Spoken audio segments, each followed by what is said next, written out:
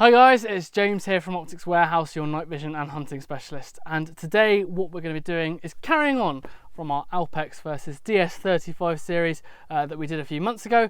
And today we actually have the DS35 Gen 2 with us.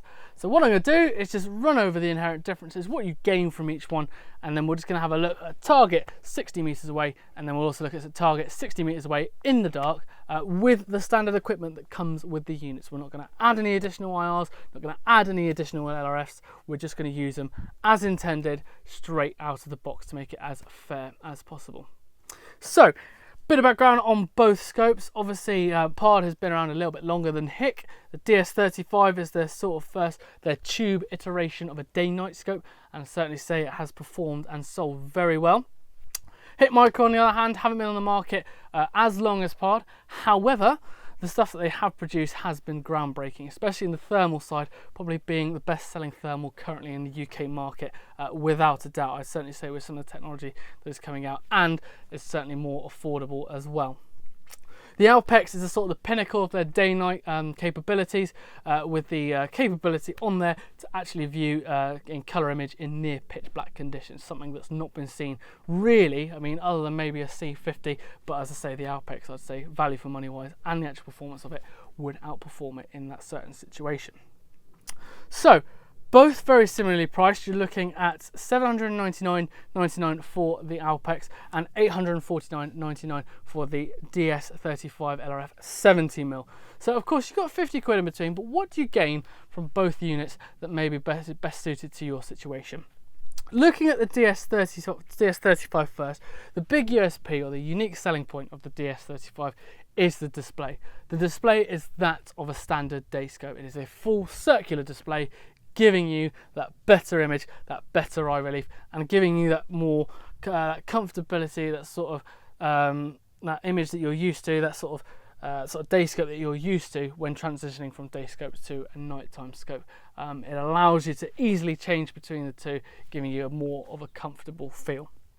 Of course, the PARD DS35 comes with a couple of options. You can buy it as a standalone scope, you can buy it with an IR, and you can buy it with an LRF as well. So there's three just there, and then there's another three for the fact that you can also buy this with a 50mm focal length, therefore inherently reducing the magnification to 3 to 8 times rather than 5 to 11 times as it is on this current one I have here. So you have 6 different models of the DS35 to choose from, of course, various different options depending on your particular situation.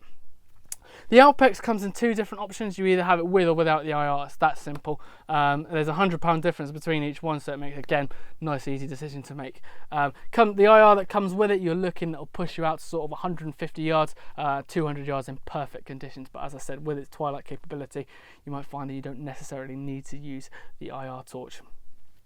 Looking at the build of both scopes, you can immediately say, I'd say from what you can see here, that the DS35 is a lighter scope. There is no doubt about that at all. But of course, I say all the gubbings are in the back there, makes a nice light system, to therefore make it quite versatile, maybe for an air gun setup, should we say, rather than like a heavy varminting setup.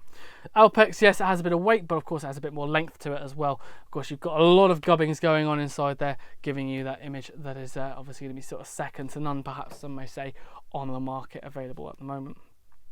What we're going to do, as I say, because this is the Gen 2 of the DS35, and from what I've seen of the Gen 2 of the DS35, it has a better daytime image for sure. I'd say it's a bit sharper, a bit more crisp, and the contrast is there as well. So it allows you to really draw the colours of, let's say, the high-vis targets that we're going to be using today. Really allows you to draw them out so you can see exactly what is going on.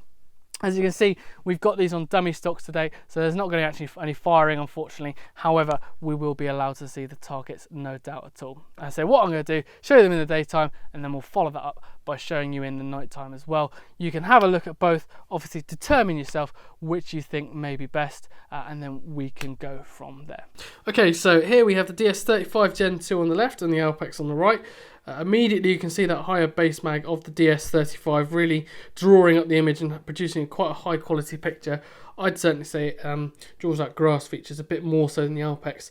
The Alpex, of course, with its high sensitivity could maybe wash out the image slightly, but as I say, those that foil that's there as well could potentially sort of wash out the targets a bit, where you can really see the darkness as I'm going from the bottom to the top of each of those targets on the PARD.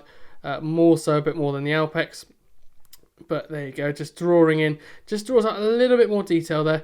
The Alpex just slightly out of focus. On to night time, and you can immediately see that the Alpex already picked something up before there was any light introduced. So again, that sensitivity coming through. Again, high base mag on the DS35 presents a target quite quickly, but the lower base mag on the Alpex allows you to scan around and actually find the target a bit quicker than the DS35.